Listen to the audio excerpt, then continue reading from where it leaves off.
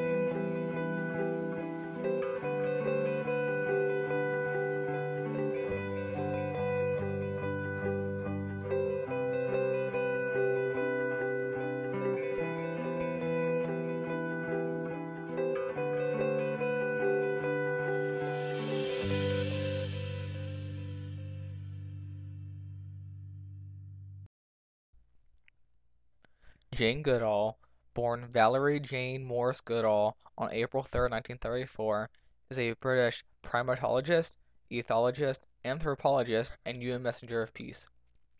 Considered to be the world's foremost expert on chimpanzees, Goodall is best known for her 45-year study of social and family interactions of wild chimpanzees in Gombe Stream National Park, Tanzania. She is the founder of the Jane Goodall Institute and has worked extensively on conservation and animal welfare issues. Goodall is best known for her study of chimpanzee social and family life. She began studying the Kasakela chimpanzee community in Gombe Stream National Park, Tanzania, in the year 1960. Without collegiate training directing her research, Goodall observed things that strict scientific doctrines may have overlooked.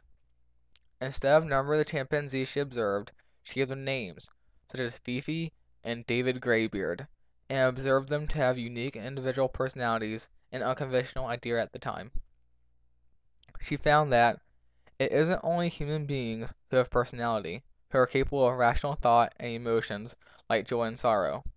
She also observed behaviors such as hugs, kisses, pats on the back, and even tickling, what we considered human actions.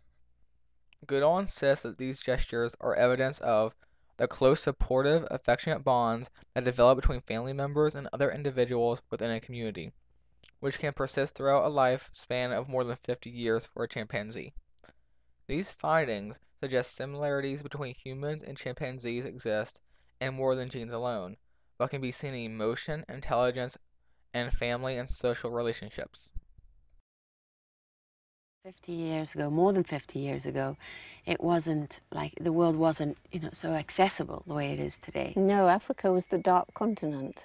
We had rumors of, there were lots of fierce wild animals, of course, and there were poisoned arrows, and there were sinister messages drummed out at night. And I was a girl, and girls didn't get to do that sort of thing. I mean, girls could, maybe they'd become a missionary's wife or an army wife and go to places like this, but on your own, to live with animals. That was unheard of. That was unheard of. I had no degree, I hadn't been to college. I was a girl, I was from England. Who was going to listen to you? Well, how would I survive? For one thing, girls didn't, And then the British authorities in what was then Tanganyika said, a young girl by herself in the forest? Absolutely not. But in the end they said, well, if she brings a companion, we'll allow her. And you chose? I didn't choose, my mother volunteered. And she came for 4 months. Even with a companion, a young girl and her mother heading off to live alone in a huge forest with nothing, none of the civilization that we imagine, that we take for granted today around you. I just had the feeling I was meant to be there, and as long as I did the right thing at the right time, I'd be safe. And I was, after all.